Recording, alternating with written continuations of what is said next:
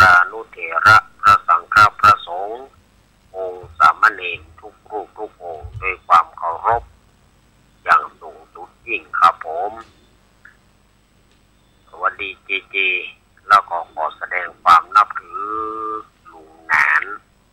ก็น้อยหนุ่มผาจ่อคนรูปหล่อตัวยพร้อมกันนี้อาตมาภาพขอเจริญพรกับคณะสัตยาญาติโยมศรัทธาสาธุชนคนดีเฮาทุกท่านวันนี้ก็เป็นรายการสัพเพเหระปกิณกะธรรมะคนรุ่งใกล้แจ้งรายการเสียงธรรมแสงทองอาปะกับศรัทธาญาติโยมเหมือนเช่นเคยทางสถานีวิทยุมวลชนคลื่นสีขาวเพื่อชาวประชาโดยตนตัวก้าวกับผมอาตมาภาพสามเณรรักปัญโยนานวัดสันเมืองตำบลหนองร่องอำเภอเวียงหนองร่องจังหวัดลำพูนเป็นผู้รับผิดชอบดำเนินรายการตั้งแต่เวลาตี 3ไปจนถึงตี 4 ครึ่งรายการนี้ถ้าเป็นรายการของอาตมาภาพก็จะทุกวันอาทิตย์อย่างที่ว่าไปนะตี 3ถึงตี 4 ครึ่งก็จะได้มาพบกันในรายการนี้ถ้าปฏิภาระธุระถ้าเกิดขัดข้องอันใดก็ได้มาปะกันอย่างแน่นอน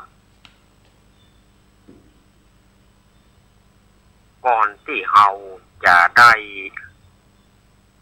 ได้จ๋าจะได้เอื้อนเอ่ยอนุโมทนากับสถานีต่างๆอาตมาภาพก็ขอเชิญคณะสัตยาญาติโยมได้ไหว้พระอย่าก่อนเนาะไหว้พระเพื่อความสวัสดีมงคลกับตนตัวเฮาอย่าก่อน แล้วก็ครอบครัวตัวแล้วก็ทุกท่านที่เดินทางฟังในรถในราฟังในรถเพื่อจะไปพ่องก็จะไปส่งผู้ป่วยพ่องก็จะไปกะไปลีแม่ค้าแม่ขายที่อยู่กะอันนี้ก็แสดงญาติโยมก็ฟังไปเนาะไหว้พระด้วยกันเนอะกราบมือกราบ2กราบ3อะระหังสัมมาสัมพุทโธภะคะวาพุทธังภะคะวันตังอภิวาเทมิกราบสวากขาโตภะคะวะตาธัมโมธัมมังนะมัสสามิกราบสุปฏิปันโนภะคะวะโตสาวกสังโฆสังฆังนะมามิได้ไหว้พระเป็นที่เรียบร้อย สุขอกสุขใจที่ได้ไหว้พระนพธรรมก่อนที่เราจะดำเนินรายการก่อนที่ศรัทธาญาติโยมจะได้ฟังสาระต่างๆลำดับต่อไปก่อนอื่นนั้นอาตมาภาพขออนุโมทนากับสถานีวิทยุที่เปิดรับสัญญาณจากสถานีวิทยุแม่ข่ายวัดปากต่างเจริญแล้วก่อนเนาะเช่นว่าสถานีวิทยุคลื่นพระพุทธศาสนาการศึกษาและวัฒนธรรม 104.50 วัดไฟหินตำบลสุเทพอำเภอเมืองจังหวัดเชียงใหม่โดยเมตตาธรรมของท่านอาจารย์ ท่านพระครูสมุวิสุวัตวรกิจโยสถานีวิทยุ วั อุดมน้ำบ่อสาวา 100.25 เมกะเฮิรตซ์อำเภอฝางจังหวัดเชียงใหม่โดยเมตตาธรรมของพระเดชพระคุณหลวงพ่อสุจิตตานุรักษ์ด็อกเตอร์ ก็ท่านอาจารย์จำเริญโชติธรรมโมสถานีวิทยุห้วยตองสักเรดิโอเข้า 18.75 เมกะเฮิรตซ์ตั้งอยู่วัดห้วยตองสักตำบลขวงเปาอำเภอจอมทองจังหวัดเชียงใหม่โดยเมตตาธรรมของหลวงพ่อวาปีวรมานิชกับท่านอาจารย์ชาวริศชัยวังโสสถานีวิทยุมนเสียงธรรม 106.25 เมกะเฮิรตซ์ตั้งอยู่วัดภูผารามตำบลจ้างเขิงอำเภอแม่แจ่มจังหวัดเชียงใหม่โดยเมตตาธรรมของพระเดชพระคุณหลวงพ่อมงคลวิสิทธิ์และท่านปรัตอุทัยทั้งสองท่านสองอุทัยสถานีวิทยุชุมชนคนเหนือเขื่อนอำเภอฮอดจังหวัดเชียงใหม่สถานีวิทยุแดนดินถิ่นล้านนาบ้านหงงัวอำเภอสันปะตอง 103.50 เมกะเฮิรตซ์โดยคุณโยมรุจิสมบัติเงาคำสถานีวิทยุแม่วางเรดิโอสถานีวิทยุบ้านแป้นเรดิโอบ้านแป้นอำเภอเมืองจังหวัดลำพูนสถานีวิทยุนิกนิวเรดิโอของห้างหุ้นส่วนจำกัดอนุสรณ์เรดิโอตั้งอยู่บ้านโจงตำบลโต่งขวาวอำเภอเมืองปานจังหวัดลำปางและก็สถานีวิทยุสีคำเรดิโอจังหวัดน่านสถานีวิทยุชุมชนคนเมืองลีอำเภอลีโดยพ่อครูเสน่ห์จินาจันทร์สถานีวิทยุเรดิโอเน็ตเวิร์กทั้งสองคลื่น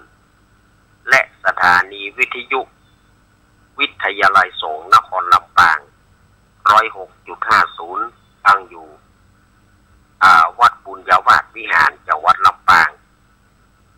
และสถานีวิทยุน่านฟ้าเรดิโอของคุณโยมรุ่งนิรันดร์ปันดอนตองนี่ก็คือรายชื่อรายนามของสถานีวิทยุต่างๆที่เปิดรับสัญญาณในเวลานี้มาปะก่อนวันนี้เป็นเจ้าของวันอาทิตย์ที่23 มีนาคมพุทธศักราช 2568 เดือน 6 เหนือเดือน 4 ใต้แหมมานี่10 ค่ำรับว่าเป็นวันอาทิตย์ก็เหลือแหมบักกี่วันเนี่ยเดือน6ก็จะเสี่ยงละเดือน7ก็จะดับเดือน7ก็จะออกมาละเดือน7หรือว่าเดือน5ใต้นี่นะเมื่อเดือน7ออกมาก็แปลว่าปีใหม่เมืองปีใหม่สงกรานต์ก็จะมาถึงแล้วสถานญาติโยมปีใหม่สงกรานต์ก็จะมาถึงกันแล้วนี่สถานญาติโยมก็จะได้ไปทำบุญทำทานปีใหม่กันยำแล้ว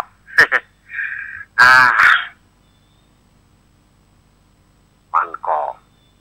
สลับสับเปลี่ยนกันไปเนาะเมื่ออาทิตย์เคลื่อนไปจากมีนาคมเป็นเมษายนนี่นะก็จะถือว่าเป็นปีใหม่แล้วก็จะเป็นโอกาสเป็นวาระที่ว่าเป็นบรรยากาศที่ฮ้อน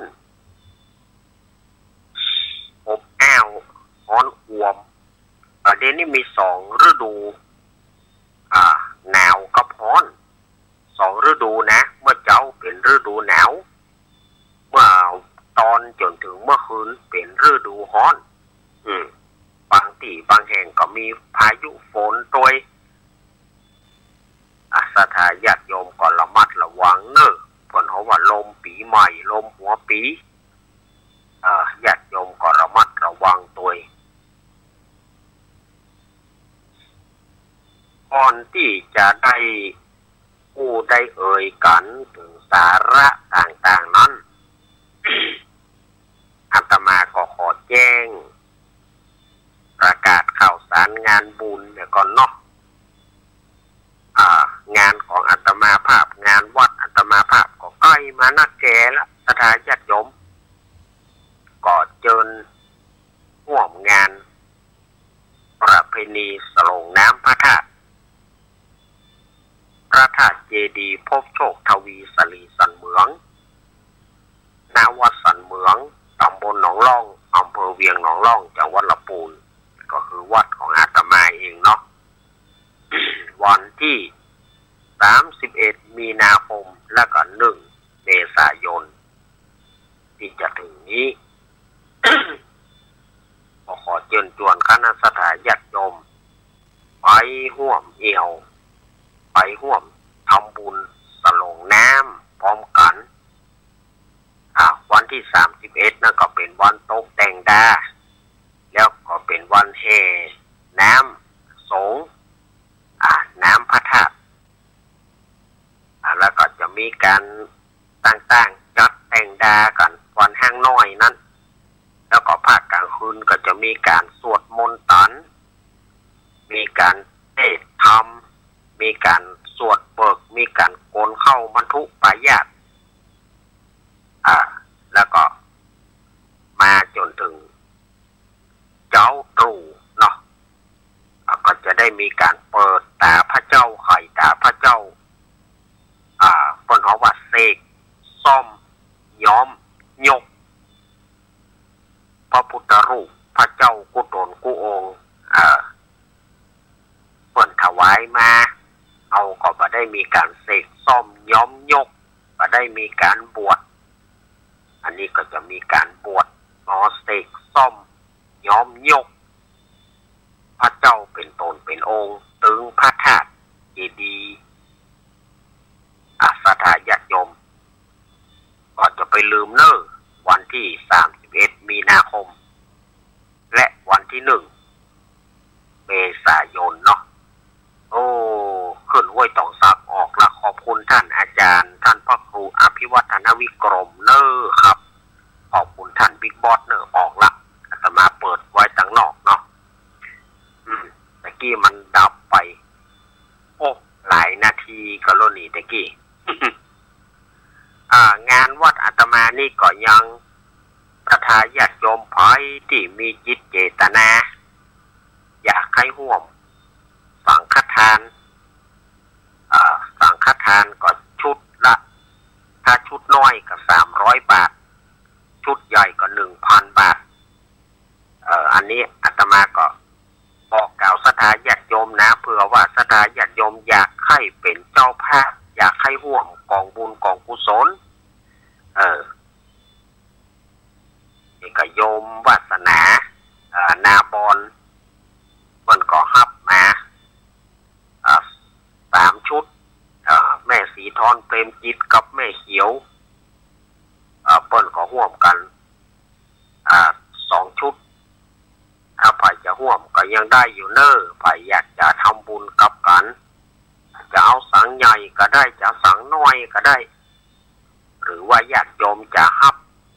เป็นเจ้าภาพโครงการของหวานของหวานกาโครงการอย่างต่างๆ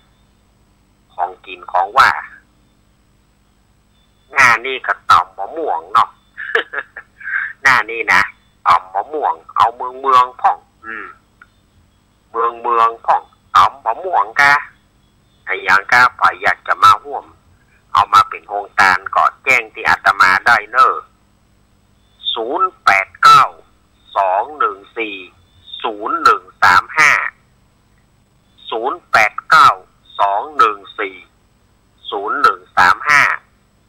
และ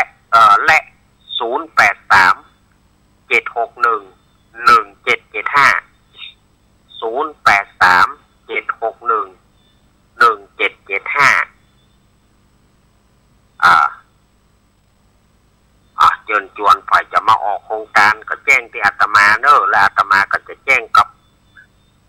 ประธานแม่บ้านเปิ้นก็จะได้จัดการเพื่อตามเป้าประสงค์หรือว่าศรัทธาญาติโยมอยากจะฮับเป็นเจ้าภาพแผ่นทอง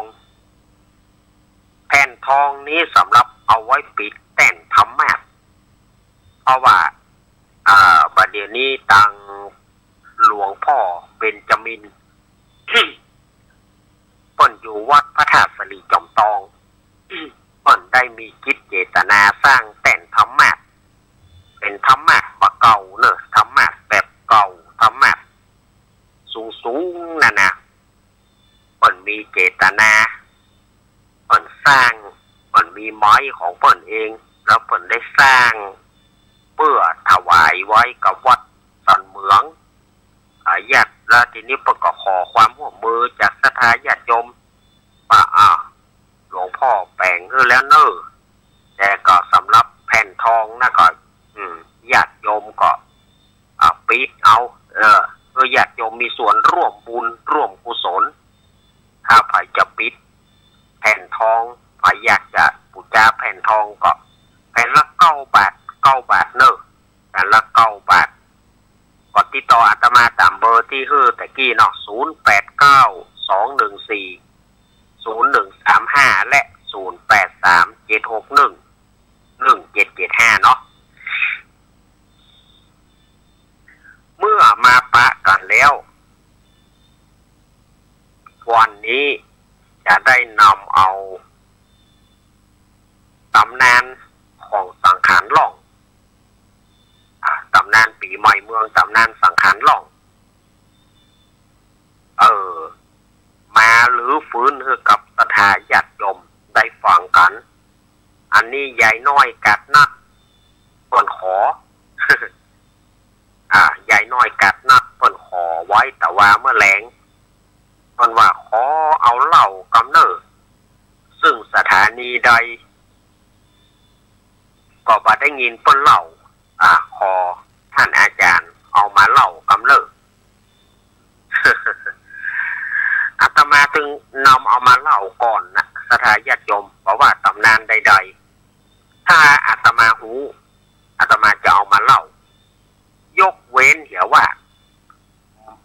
ตำราใดที่อาตมาบอกหูตำราใดที่อาตมาบอกหูอาตมาก็ต้องไปฟังครูบาอาจารย์ตำราใดที่อาตมาหูอาตมาถึงเอามาก่อนเปิ้น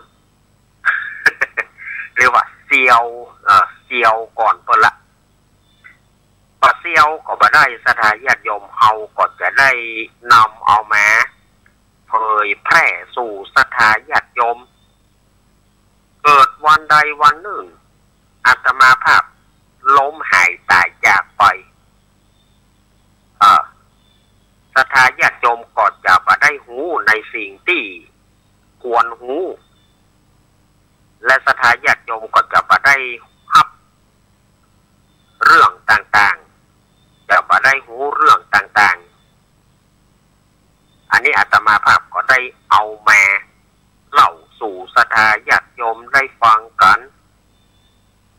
อย่างเก่งเฮาล่วงลับดับผ่านไปเจ้าหน้าที่สถานีต่างๆเปิ้นถึงจะเอาเปิดกิจกรรมเนี่ยเน้นรับฝากไว้เป็นของฝากไว้ก่อนตายศรัทธาญาติโยมของฝากไว้ก่อนตายเมื่อตายไปแล้วเฮาก็นอนตายตาลับละเขาได้ฝากสาระหน้าหูสู่ศรัทธาญาติโยมอาจารย์จะไปอู้อย่างนั้นกะจะไปอู้เรื่องตายหน้าหัวมันพอถึงเวลาของมันบัดใจศรัทธาญาติโยมมันต้องอู้ไว้เฮา ว่าใจหูว่าเขาจะตายวันไหนเขาบอกหูว่าเขาจะตายวันใดฉะนั้นเมื่อลมหายใจของเขามีอยู่ตื่นมายังได้ยินเสียงไก่ขันได้ยินเสียงนกเสียงหนู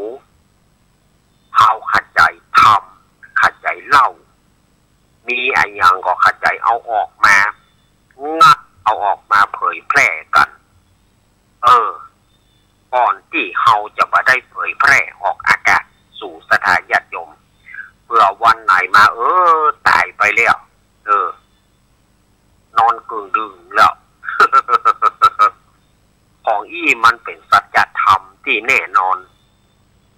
ความแน่นอนนะคือความตายแน่นอนกว่าฉะนั้นเราจะฝากไว้เมื่อเรายังมีชีวิตอยู่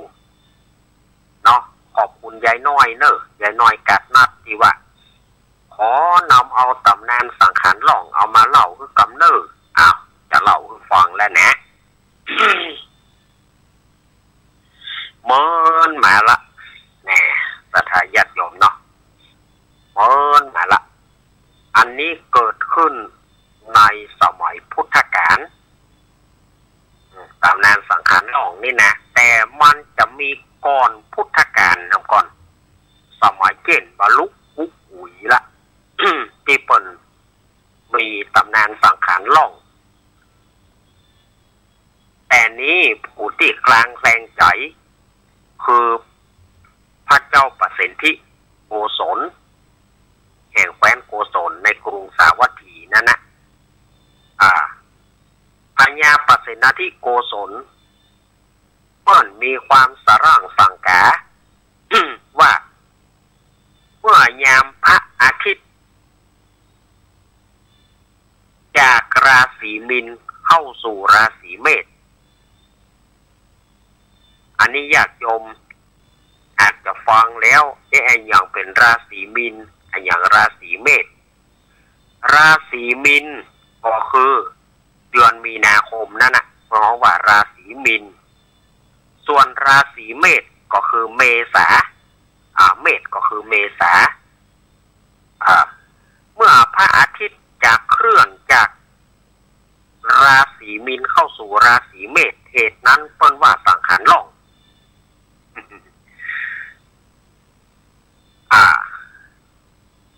อันนี้เปิ้นบอกว่าเมื่อจะเสี่ยงเดือนมีนาเข้าสู่เดือนเมษาเป็นเหตุว่าสังขารหล่องเรียกว่าปีใหม่บางปีคนก็มีความสุขบางปีคนก็มีความทุกข์บางปีก็สัตว์สิ่งหิ่งห้อยตาย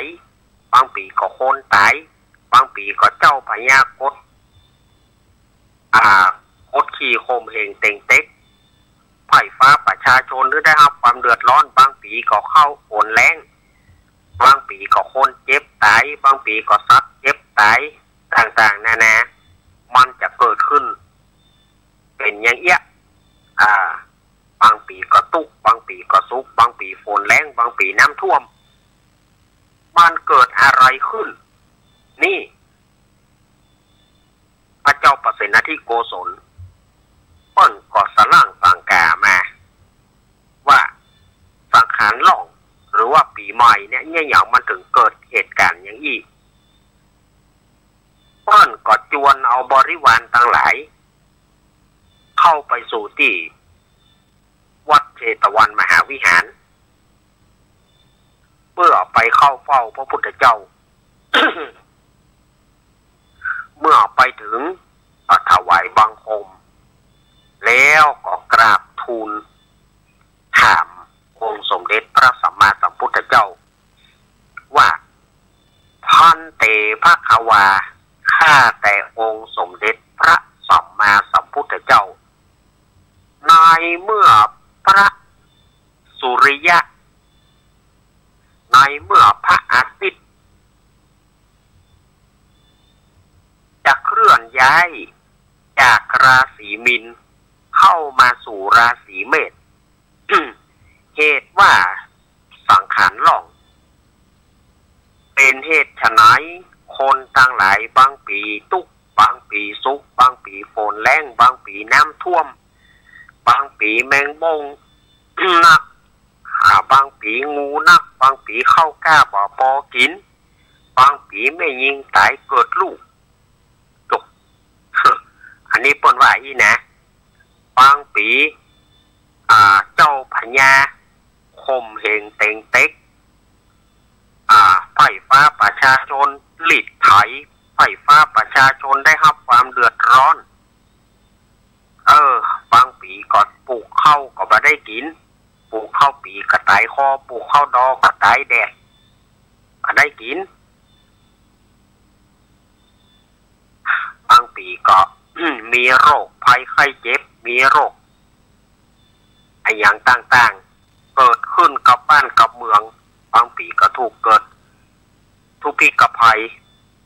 เกิดอย่างต่างๆมันเป็นเพราะอย่างพระเจ้าค่ะอีโลเมื่อนั้นองค์สมเด็จพระสัมมาสัมพุทธเจ้าเปิ้ลก็ได้เทศนาว่าดูก่อน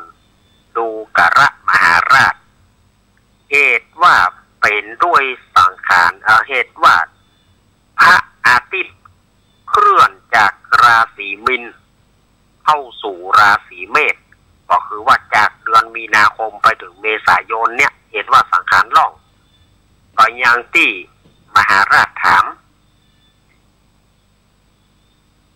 การสังขารล่องวันอาทิตย์นางผู้เก่าชื่อว่าตุงซะย่องเยาะฮับเอาปีนั้นฝนหัวปีมีมากกลางปีหักบ่ค่อยมีล่าปีจึงจะนักปีนี้นะล่าปีจึงจะนักวันเข้าอยู่ไม้บะเป้าเนอะวันเข้าอยู่ไม้บะเป้าเวลาสะเข้าดำหัวเพื่อเบนหน้าไปทางทิศตะวันออกแจ้งเหนือบางตำราก็บอกว่าตะวันตกบางตำราก็บอกว่าตะวันออกเฉียงเหนืออันนี้ครับญาติโยมจะเอาตำราใดก็ได้เนาะบางตำราบอกตะวันตกสุดนะ บางตำราบอกตะวันออกแจ้งเหนือหรือตะวันออกเฉียงเหนือ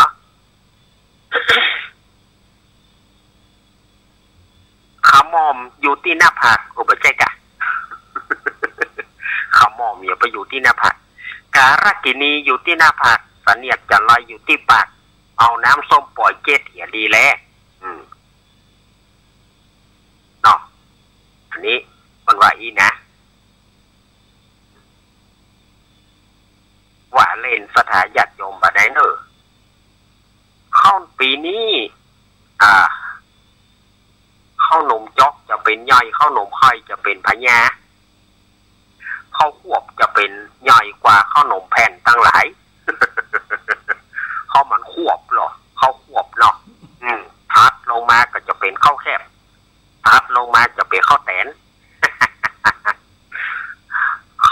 ข้าวต้มจะเป็นใหญ่กว่าข้าวหนมห่อยาวตั้งหลาย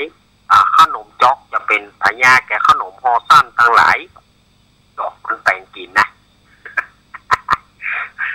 ห่อนึ่งจะเป็นใหญ่กว่าของกินตั้งหลาย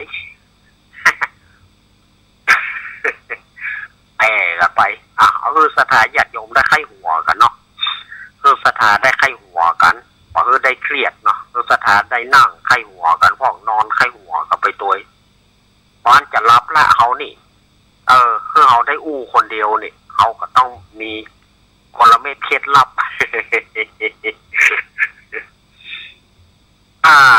ศรัทธาญาติโยมเอ๋ย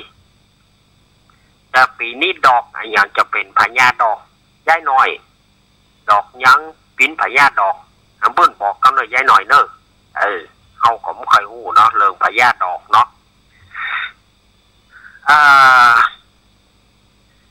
เบิ้ลก็ได้กล่าวมาถึงสังขารล่องแต่ละวัน โดยเฉพาะปีนี้คนเกิดวันอังคารจะมีข้อ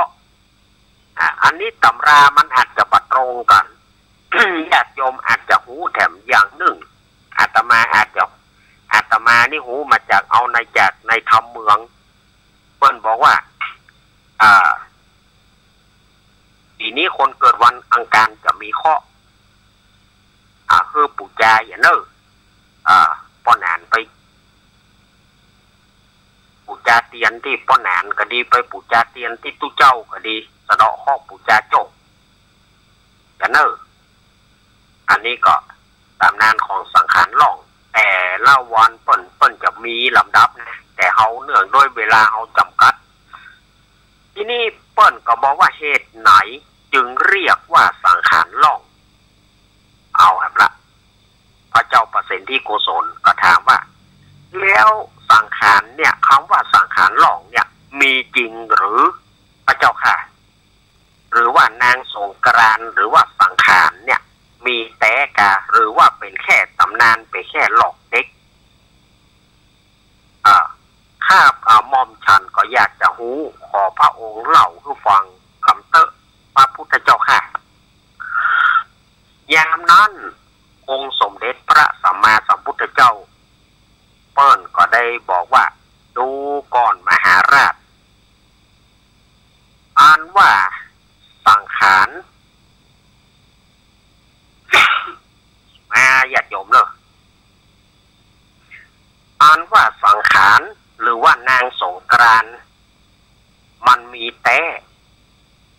นางสงกรานต์หรือว่านางสังขารเนี่ยเป็นลูกสาวของเท้ามหาพรหมเป็นลูกสาวของเท้ามหาพรหมซึ่งเท้ามหาพรหมเนี่ยอยู่ในจันทร์พรหมลูกสาวตึง7 คนนี่ก็ปาถึงเวลาสังขารหลองวันไหนเรียกว่าวันปีใหม่วันไหนลูกสาวของเท้ามหาพรหมแต่ละตน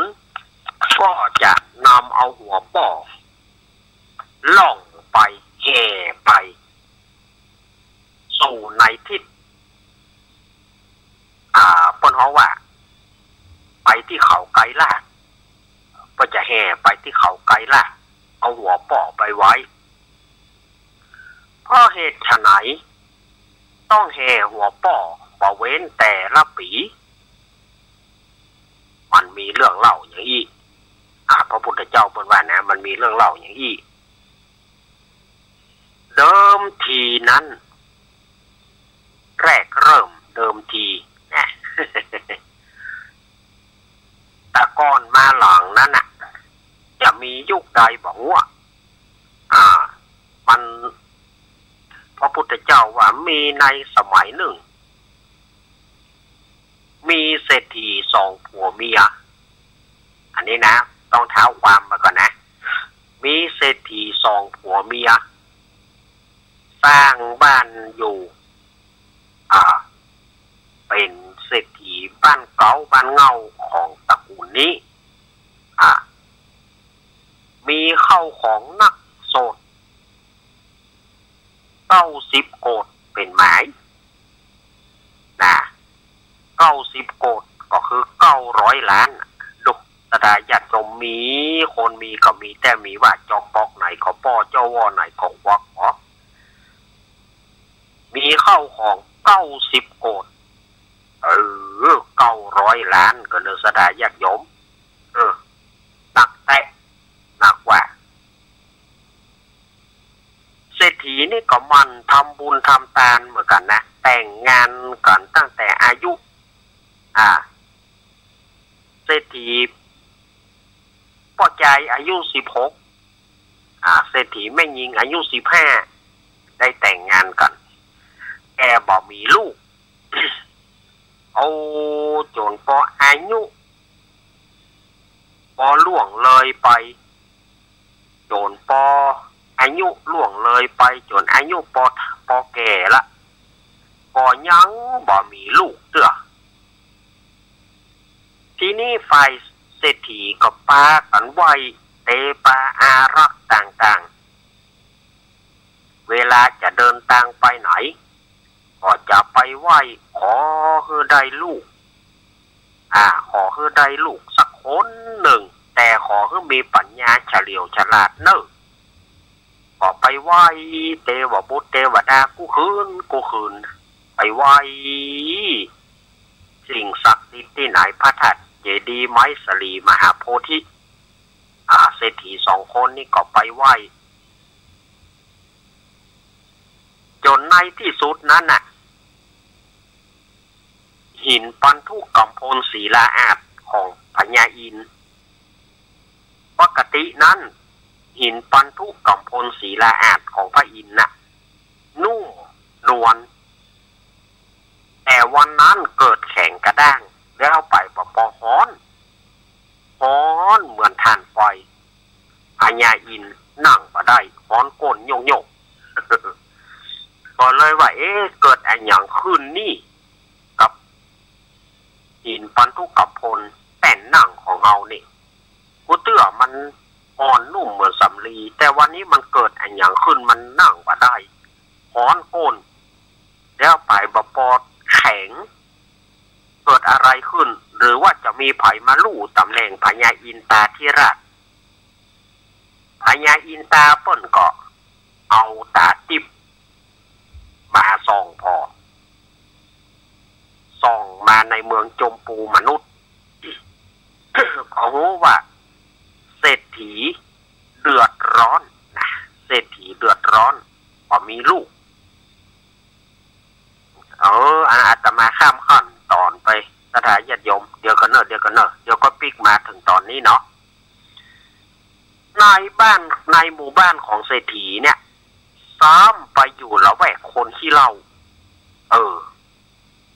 บ้านเศรษฐีนี่นะซ้ำไปอยู่ละแวกคนขี้เหล้าแล้วหมู่ขี้เหล้าก็ข้ามมาก็มักจะกายบ้านปู่เศรษฐีนะกันกายมาก็บอกว่าดีเฮ้นะ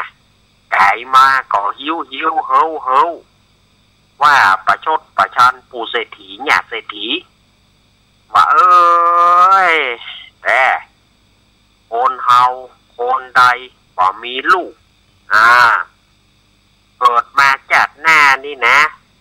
โยมมาบานจะยับเอามัดแขนแป้แล้วจะเอาแมงบ้งมากินนมมันเหตุว่ามันบ่มีลูกบ่มีเต้าเกิดไปคนตึงเตื้อนี่อย่างบ่มีลูกไปปรึกษาแพทย์ก็บ่ไปมีเงินมีทองเหี่ยเปล่าลูกก็บ่มีพอเฒ่าพอแก่แล้วมันตายเข้าของต่างๆก็จะเป็นสาธารแก่คนตั้งหลายกันนั่นไปยุ่งกับเปิ้นเนี่ยอย่างเนาะขี้เหล้าหมู่นี้ก็เนาะมันน่าจะยับมามัดแขนแป้นะดีดขี้ปูมันกูอายุนะเนาะอายุมันเท่าใดกันดีดขี้ปูมันนะเอาหัวแม่มือดีดขี้ปูมันแบบนั่นนะแย้มไปชอบไปเสียวไปยุ่งเรื่องของเปิ้นจะไปเสียวเรื่องของเปิ้นอย่างวะเนาะ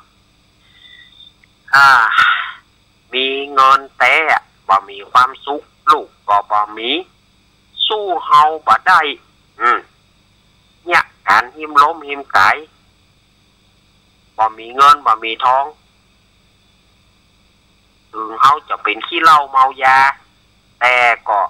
ยังดีอยู่ที่เฮายังมีลูกไว้สืบตระกูลอันนี้มีเงินมีทองบ่สืบตระกูลบ่มีลูกสืบตระกูลตระกูลนี่แย่เนี่ยขี้เหล้านี่ก็แม่ก็จะมาเซียวว่าปู่เศรษฐีว่าเปิ้นต่างๆนั่นนะไปปอก็ฮ้องเพลงด้วยแถมปืนบ่มีลูกยิงถูกก็บ่ตายซอบ่มีสายสีได้ก็บ่ดังไวโอรินมันก็มีสีสายเอาไปสีใส่ควายไหนมันจะฟังเนาะหมู่ขี้เหล้านี่ก็นักแกนะต่อไปว่าปู่เศรษฐีเนี่ยเศรษฐีเนี่ยปู่เศรษฐีเนี่ยเศรษฐีก็สู่มันไหวพระนพธรรมมันขอลูกกับพญาอินตาเนอะเขาก็ขอไหวขอวอนแต่จนในที่สุดเนี่ยที่อาตมาว่าไปตะเกียบแผ่นหินแต่หนังของพญาอินก็ฮ้อนแข็งกระด้าง ญาอินก็ส่องลงมาหานแล้วว่าปู่เศรษฐีนี่บ่มีลูกควรไปเสาะหาเตวบุตรตนใดที่จะมาเป็นลูกของเศรษฐีเตวบุตรใดจะหมดบุญพ่องปัญญาอินก็ส่องพอส่องขึ้นบนส่องลงลุ่มก็ไปหันธรรมบาลเทพบุตรซึ่งอยู่จันทุสิตปุ่นอยู่จันสี่สวรรค์จันที่สี่นะธรรมบาลเทวบุตรอยู่สวรรค์จันที่สี่คือจันทุสิตจะหมดบุญแล้วล่ะนี่ธรรมบาลเทพบุตรจะหมดบุญแล้วนี่คือจะตายจากเมืองสวรรค์แล้วนี่เขาควรเร่งขอให้ธรรมบาลไปเกิดในท้องญาเศรษฐีวยพญาอินก็เลยเหาะขึ้นไปในสวรรค์จันทุสิตแล้วก็เข้าไปสำนักของธรรมบาลเทพบุตรแล้วก็ถามว่าท่านธรรมบาล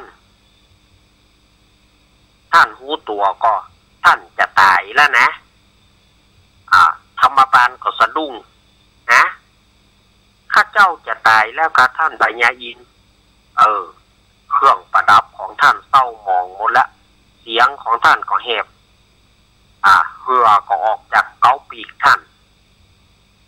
นิมิต5ประการเหมือนนางพุษดีนั่นนะนิมิต5ประการก็เกิดขึ้นกับธรรมบาลพญาอินก็บอกว่าท่านธรรมบาลเฮ้ยท่านจะตายแล้วนะ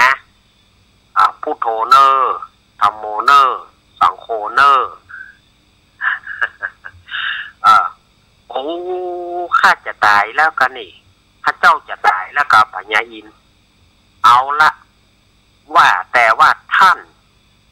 จะตายเนี่ยจะตายจากสวรรค์เนี่ยท่านจะไปเกิดที่ไหนในเมืองคนท่านจะไปเกิดกับไผธรรมบาลเทพบุตรก็บอกว่าข้าเจ้ายังบอกหูเตื้อข้าเจ้าจะไปเกิดกับไผขาดใจโวยรีบเป็นผีปุ้งเศร้าไปเข้าท้องนางเศรษฐีไปเอากำเนิดในท้องนางเศรษฐีโวยก่อนที่จะมีสัตว์ตัวอื่นหรือว่าอาจจะมีวิญญาณอื่นเข้าไปเกิดเข้าไปในท้องของนางขจายท่านขจายไปบัดเดียวนี้รับด้วยเกล้าพระเจ้าข้าว่าทีนี้ก็เทพธรรมบาลเทพบุตรนี่ก็ปุ่งเศร้าลงมาหมดบุญแล้วก็จุติทันทีนะจุติคำว่าจุติก็คือตายนั่นนะปุ่งเศร้าลงมาเข้าสู่ในท้องญาเศรษฐีคืนนั้นญาเศรษฐีก็ฝันหันว่าได้ดาวเอามาปู่เศรษฐีฟังปู่เศรษฐีก็ดีแล้วเขาจะได้ลูกแล้วแม่มันว่ะจะได้ลูกแล้วเนาะรักษาลูกในท้องไว้เนอะสู่บ่ต้องแยกกันนะเนี่ยกินหมูก็จะไปกินข้ากลัวไปกินควายมันจะพิษเดือนก็ญาติเศรษฐีประคับประคองจนถึงทศมาศ10 เดือนญาติเศรษฐีก็ได้กำเนิดลูกชายขึ้นมามีผิวกายงามพ่อแม่ก็ใส่ชื่อว่าธรรมบาลกุมารนี่เมื่อธรรมบาลกุมารขึ้นใหญ่พ่อแม่ก็ส่งไปเรียนกับสำนักอาจารย์ที่สาปาโมกที่สำนักตะกศิลาปุ่นธรรมบาลมีความเจนจบมีความรู้จนเรียกว่าอาจารย์จนหมดตำราแล้วอาจารย์หมดตำราจะสอนแล้วเพราะว่าธรรมบาลนี่รู้เรียนทั้งภาษาสัตว์ภาษาคนเรียนทั้งภาษาสัตว์เรียนต่างๆเวทมนต์ต่างๆจนเจนจบหมดอาจารย์ก็บอกว่าปิดเตอร์ธรรมบาลเมื่อธรรมบ บาลปิกมาถึงบ้านชื่อเสียงของธรรมบาลก็เรื่องลือไปบางคนก็มาขอเป็นลูกศิษย์เรียกว่าอาจารย์ธรรมบาลมาขอเป็นลูกศิษย์ลูกหาธรรมบาลก็ถ่ายทอดวิชาฉะนั้นชื่อเสียงของธรรมบาลในสมัยนั้นก็จึงเรื่องลือไปในตลอดชมพูทวีปนะตลอดชมพูทวีปใครได้ยินเสียงชื่อใครได้ยินชื่อธรรมบาลแล้วผวาทุกทีเพราะธรรมบาลมีความรู้ความเจนจบเรียกว่าถ้าเป็นคนสมัยบัดเดียวนี่จนปริญญาจนอาจจะออกใบก็ได้ละเพราะว่านักล้ำ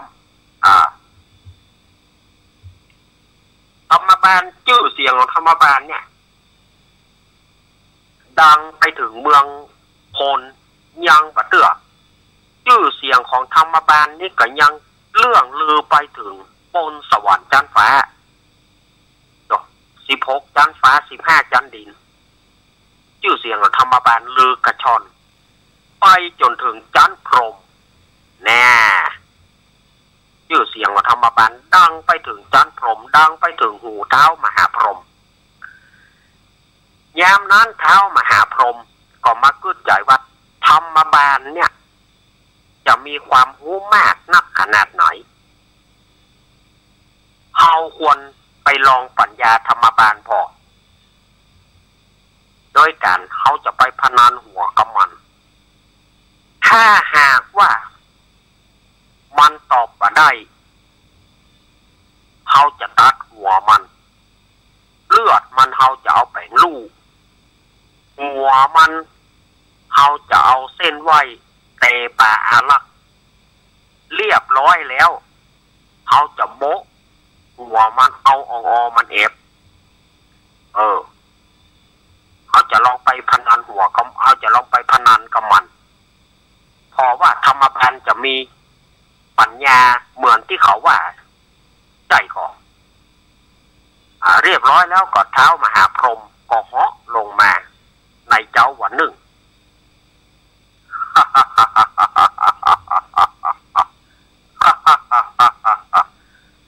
Good morning ธรรมบาลสวัสดีธรรมบาลได้ข่าวว่าท่านเนี่ยมีความรู้เจนจบถึงขั้นรู้ภาษาสัตว์ภาษาคนท่านมีปัญญามากจริงหรือใช่ท่านเท้ามหาพรหมในชมพูทวีปนี้บ่มีไผที่จะเกินค่าธรรมบาลเรื่องความเจนจบความรู้ต่างๆปัญญาต่างๆข้าย่อมมีความรู้กว่าใครๆในโลกนี้ข้าเป็นใหญ่ในโลกา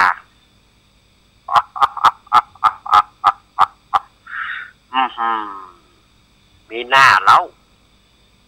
ชื่อเสียงของท่านน่ะลือกระชอนไปจนถึงเมืองฟ้าและขึ้นไปถึง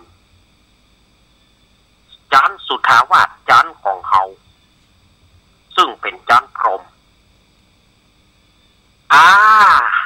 ท่านมีความรู้อย่างอี้มาเฮามาพนันกันไหม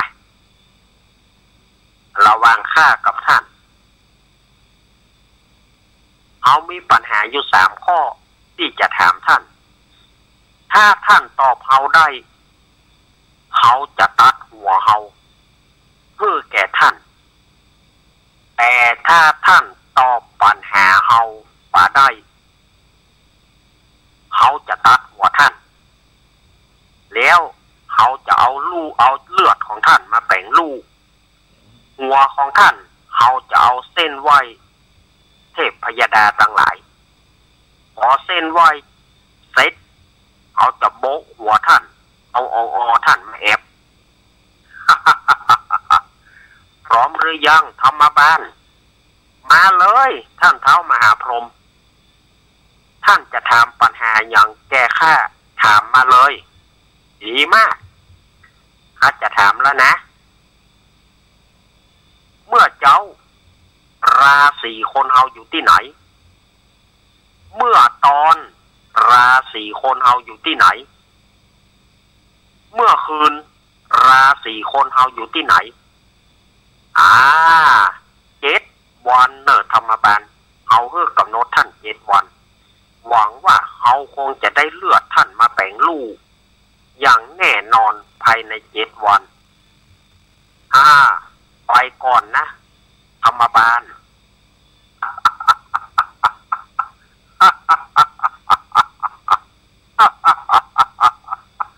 มาหมูเด้งเอามหาพรหมมีหมูเด้งด้วยกันยุดจะฟังก็เล่าไปแล้วหมูเด้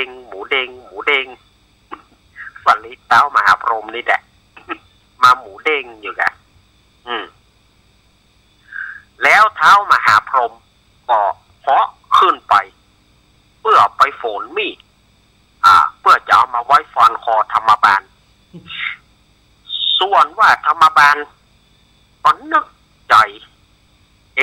ไออย่างนี้เมื่อเจ้าราศีอยู่ที่ไหนเมื่อตอนราศีอยู่ที่ไหนเมื่อคืนราศีอยู่ที่ไหน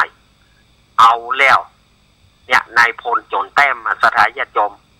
ถึงจะมีความหูสุดอย่างที่ธรรมบาลเนี่ยแต่ก็มาโจรแต้มอันเนี้ยมาโจรแต้มปัญหาของเท้ามหาพรหมถามพ่อถามแม่ก็บอกหูถามไผ่ก็บอกหูสักคนคนใดก็บอกว่าเอาก็อาจารย์มีความหูหนักอันนี้จากวันที่1วันที่2จนถึงวันที่6เอาล่ะธรรมบาลเกิดความกลัวตายและสถาญาติโยมเอาวันพุธนี้เต้ามหาพรหมจะมาละถ้าตอบมาได้จะโดนตัดคอเลือดของธรรมบาลเท้ามหาพรหมจะเอาแปลงลูกสถาญาติโยมเนาะคำเดียวก็มาฟังต่อไปก็เดี๋ยวก็มาฟังเรื่องมาฟังตอนต่อไปเนาะตอนนี้มันเวลามันหมดไปก่อนคำเดียวรออาตมาสักคำเดียวเปลี่ยนสปอร์ตคำเดียวก็เดี๋ยวอาตมาพักฉันน้ำแป๊บหนึ่งก็เดี๋ยวก็ตากันเนาะอย่าฟังมุนขึ้นนี้ไปไหนนะก็เดี๋ยวจะมาได้ฟังกันทีเนาะก็พักคำเดียวเนาะเจริญพร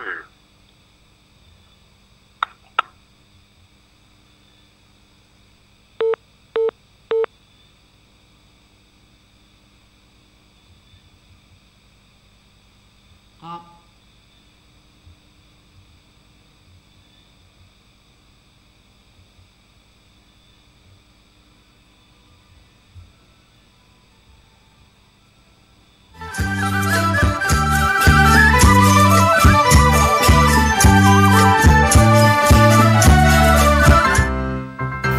น้องๆหน้าหนาวนี้ไปแอวเหนือเฮาพักที่นี่บ่รีสอร์ทนี้ดีขนาดมีเครื่องทำน้ำอุ่นระบบแก๊สเอาไว้ให้พร้อม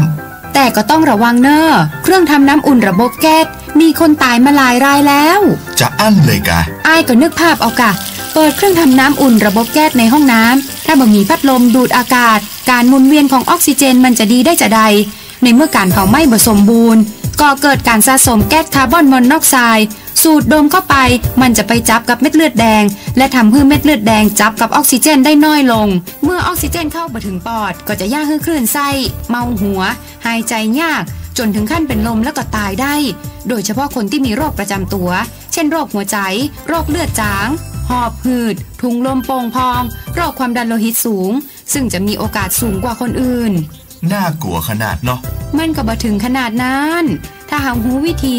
คือถ้าอาบน้ำด้วยเครื่องทำน้ำอุ่นระบบแก๊สบอดี้อาบเกิน10 นาทีจะต้องเปิดพัดลมระบายอากาศหรือให้อากาศถ่ายเทได้ดีอันนี้ก็จะช่วยได้นักถ้าหมู่เฮาแค่หูข้อมูลเพิ่มเติมโทรสอบถามได้ที่กลุ่มสื่อสารความเสี่ยงและพัฒนาพฤติกรรมสุขภาพสำนักงานป้องกันควบคุมโรคที่1เชียงใหม่053-140-774-6หรือสายด่วน1422จนเครียดกินเหล้าจนเครียดกินเหล้า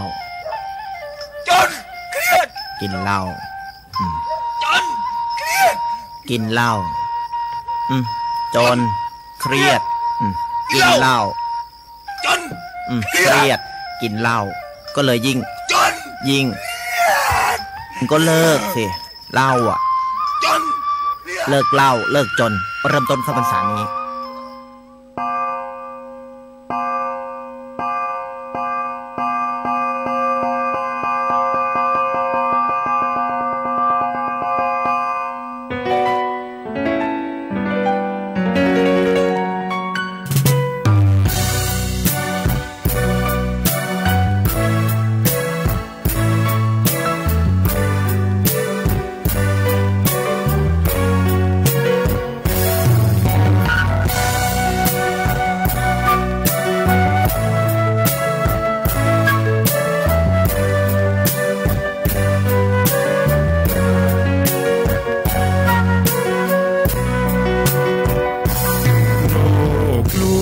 ชวนให้คิดอนิจจังทุกสิ่งไม่ยั่งยืนจีรังย่อมผุพังตามกาลเวลาจะฝืนให้ยั่งยืนจนสิ้นโลกาอย่าได้หวังดังปรารถนาองค์พระพุทธาท่านตรัสสอนไว้เกิดแล้วคงไม่แคล้วต้องชราแก่อาคราวแก่สมปัญญาทั่วภารามีโถมไปเจ็บทุกข์ย่อมเวียนวนมีพ้นใครๆสัตว์โลกล้วนรู้แน่แก่ใจเกิดแก่เจ็บตายหลีกไปไม่พ้นใครหลงคิดหลงติดอัตตาว่าใจแจ้งกำมลแม้นใครปลงได้คงสุขล้นชีวิตมีมองมนเกิดมาเป็นคนสมบูรณ์ดับหายเพียงร่างกายไว้ชีวาแต่กุศลผลกรรมธรรมาย่อมแปลงค่ากลายเป็นทุนส่งผลให้ทุกคนเวียนวนไม่สูญสุขและทุกข์เป็นไปตามทุนที่พวกคุณได้ก่อทำมา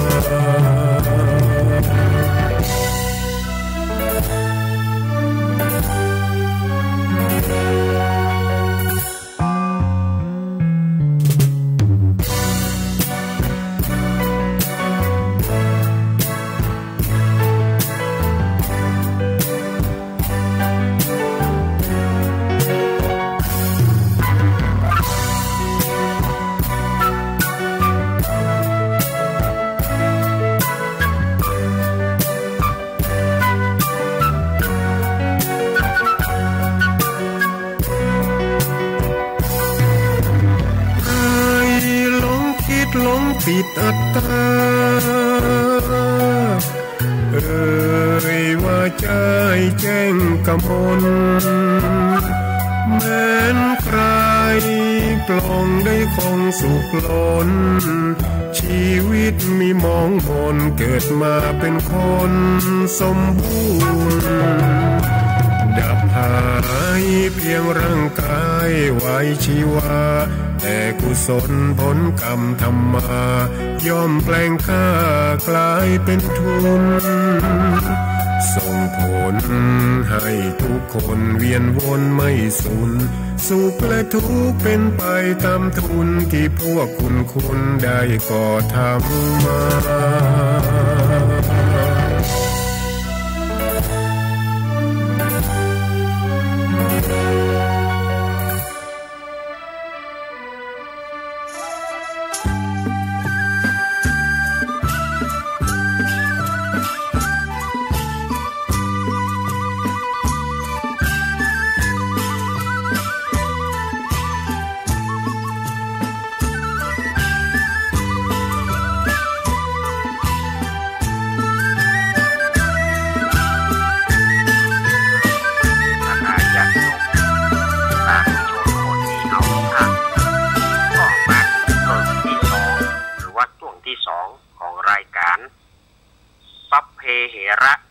ปฏิณกะธรรมะอ่อนรุ่งใกล้แจ้งรายการเสียงธรรมแสงทองโดยตนตัวอาตมาภาพสามเณรรักปัญโยนันท์ได้ นำเอาสาระต่างๆมาเล่าสถาญาติโยมนี่ก็มาเล่าถึงตำนานสังขารหล่องต่อไปเนาะดีบดีอาจจะบัดตันได้เปิดสายเนอร์สถาญาติโยมอาตมาแจ้งล่วงหน้าก่อนเพราะว่าเรื่องมันยาวเนาะ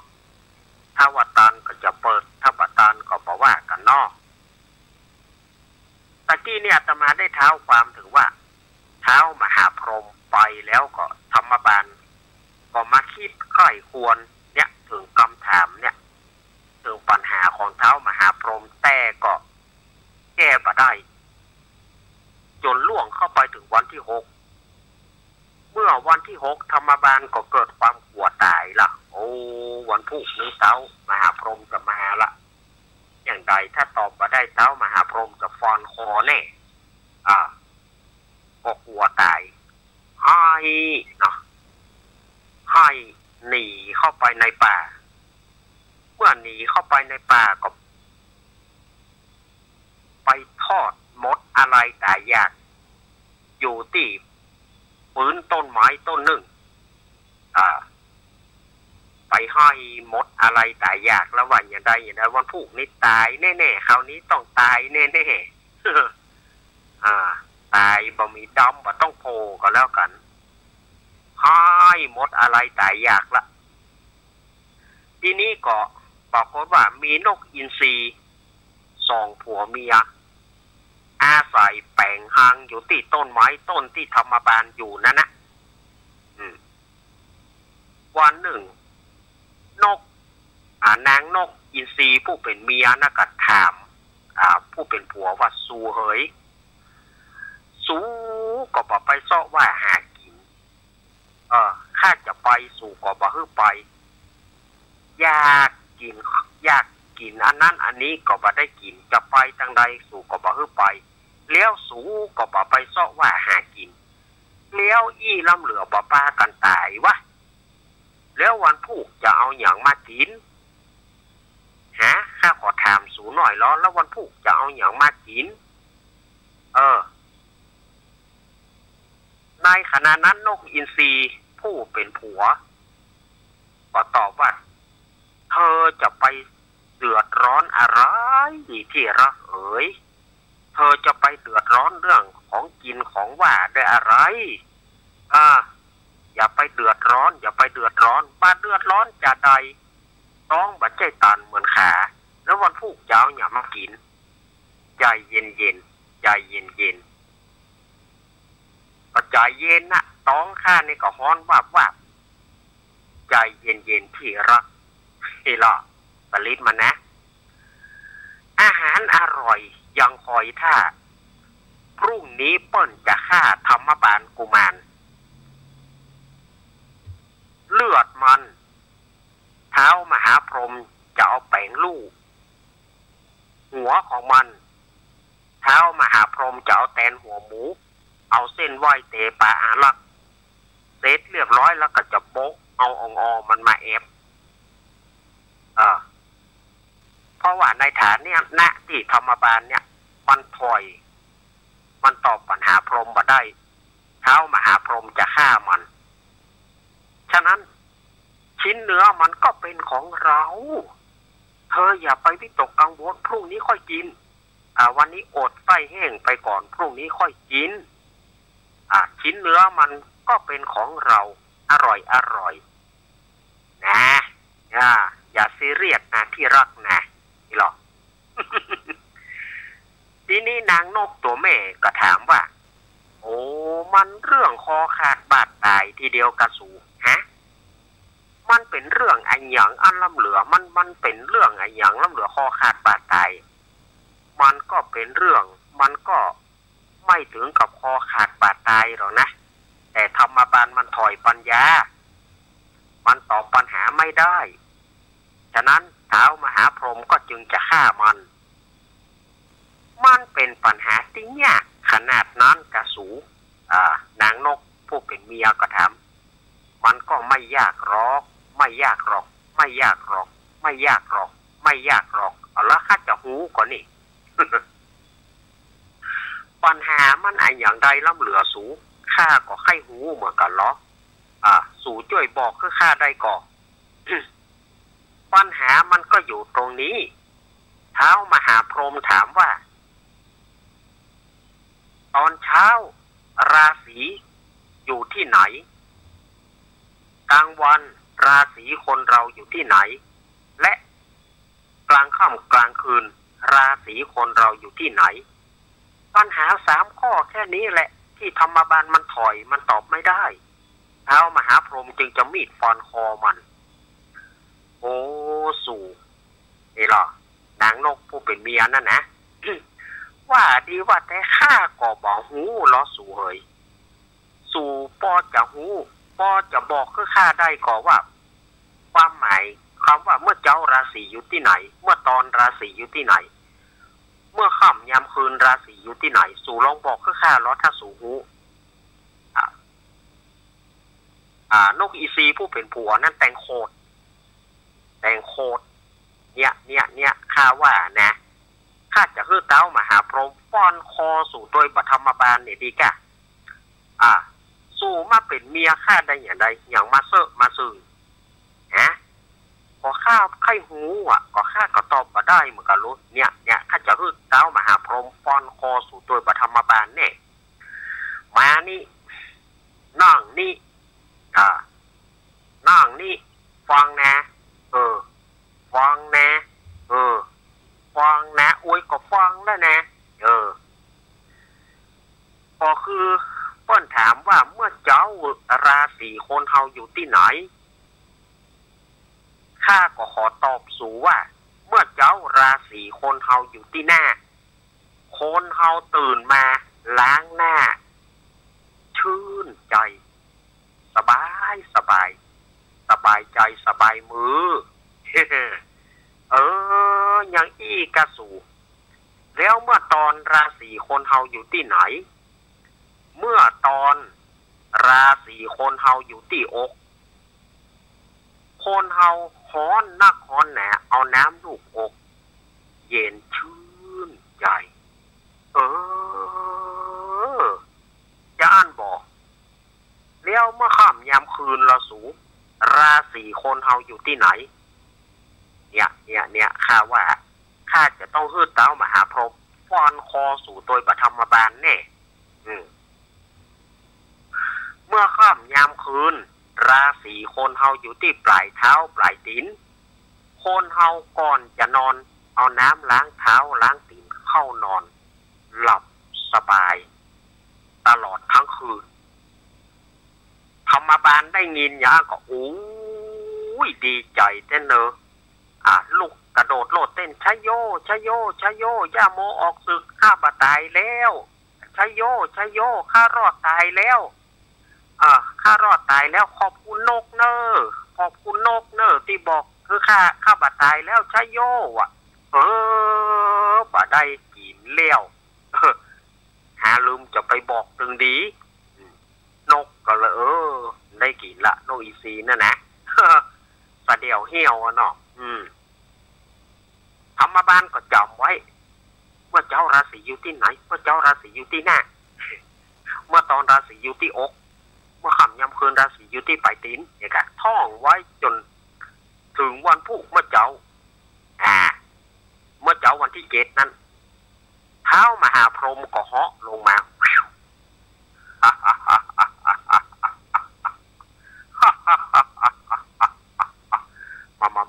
หมูเด้งเท้ามหาพรหมมีหมูเด้งด้วยกะยุดจะฟังก็เอาก็เล่าไปแล้วหมูเด้งสลิดเท้ามหาพรหมนี่แหละ สวัสดีกุศลมอนิงธรรมบาลวันนี้เฮาคงจะได้เลือดของท่านมาแปลงลูกแล้วเฮาคงจะได้หัวท่านไปแทนหัวหมูเอาเส้นไหว้เตปาอารักแล้วเฮาคงจะได้โบะหัวท่านเอาอ่องท่านมาเอฟแม่นก็ธรรมบาล ก็มีทางหรอกท่านเท้ามหาพรหมท่านนั่นแหละจะต้องเสียหัวคือกะเพรา ธรรมบาลท่านว่าอย่างก็ ก็ท่านว่าท่านจะได้ตัดหัวเฮาอีกอะ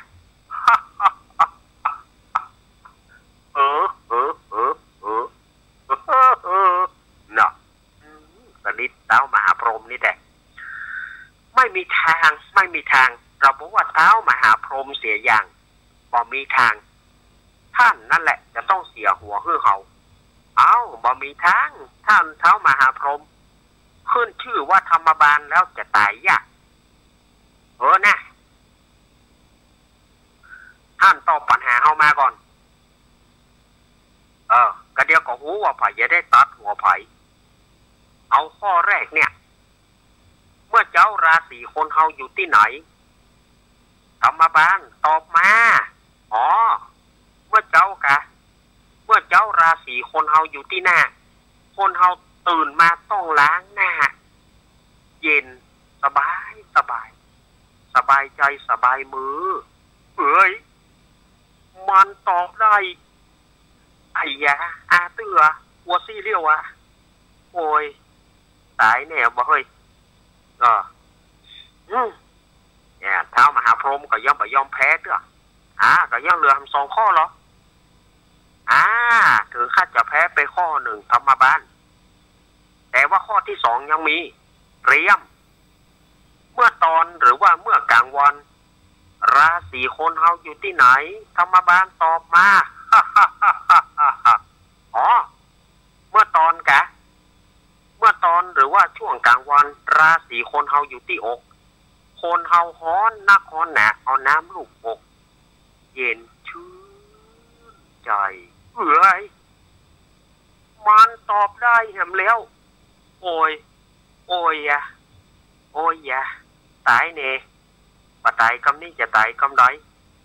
โอ้ยเจ็บโอ้ยเจ็บในใจฉันนี่แต่ธรรมบาลตอบได้เอานะไม่ยอมแพ้เด้ออย่างข้อสุดท้ายปัญหาข้อสุดท้ายธรรมบาลปัญหาข้อสุดท้าย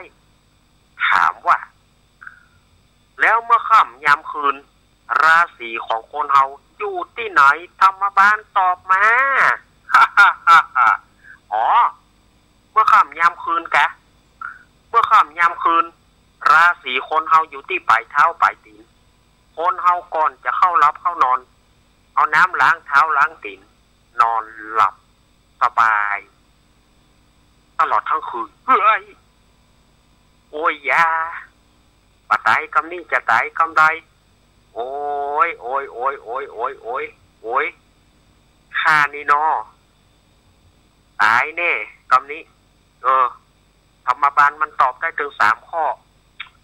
โอ้ยข้าจะต้องเสียหัวขึ้นมันละกันนี่ธรรมบาลข้าจะต้องเสียหัวขึ้นท่านแน่นอนละแต่ว่าหัวของข้าเนี่ยมันบ่เหมือนหัวของผู้อื่นหัวของข้านี่นะถ้าเวลาว่าตัดไปแล้วเนี่ยถ้ามันไปตกในอากาศก็จะเกิดฝนแรงถ้าไปตกในชมพูทวีปหรือว่าตกในเมืองมนุษย์ก็จะเกิดไฟไหม้โลกแต่ถ้าไปตกในมหาสมุทรแปซิฟิกก็จะแห้งโอ้ยแต่ข้าจะเงียบจะได้ล่ะแต่ในเมื่อข้าพนันกับท่านแล้วข้าจำเป็นที่จะต้องตัดหัวเพื่อพนันกับท่านเอาละข้าจะฮ้องลูกข้ามา7 คนข้าจะฮ้องลูกข้ามาแล้วข้าจะได้สั่งเสียแล้วข้าจะได้บูชาการพนันให้กับท่านแล้วก็เท้ามหาพรหมก็ได้ฮ้องลูกถึง7 มามีนางตุงสะเป็นเก้าบอกว่าลูกเขยก็ได้ตาพนันกับธรรมบาลตาพนันตัดหัวกันก็หมายว่าจะได้เลือดของธรรมบาลมาแบ่งลูก หัวมันป่อจะเอามาโปะเอาอ่องมันแอบแต่ว่าธรรมบาลตอบปัญหาของป่อถึง3 ข้อได้ป่อก็จะต้องได้เสียหัวคือแก่ธรรมบาล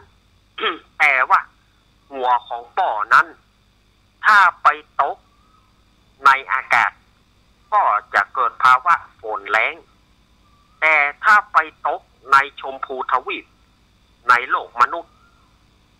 ก็จะเกิดไฟไหม้โลกถ้าไปตกในมหาสมุทรแปซิฟิกมหาสมุทรแปซิฟิกก็จะแห้งฉะนั้นลูกจึง7 คนนั้นปากันเอาขันมาหับหัวป่อไว้แล้วก็เวียนแห่ไปที่เขาไกรลาดพอถึงสังขารล่องพอถึงวันปีใหม่คือ13 เมษายนก็ให้ลูกพัดเปลี่ยนกันเอาหัวป่อแห่ไปที่เขาไกรลาดล่องไปว่าแล้วเท้ามหาพรหมก็ตัดหัวของตัวเอายื่นให้กับนางตุงสะผู้เป็นลูกสาวคนเก่า นางตุงสะก็ยองเยาะฮับเอาหัวป่อแล้วแห่ไปที่เขาไกรลาด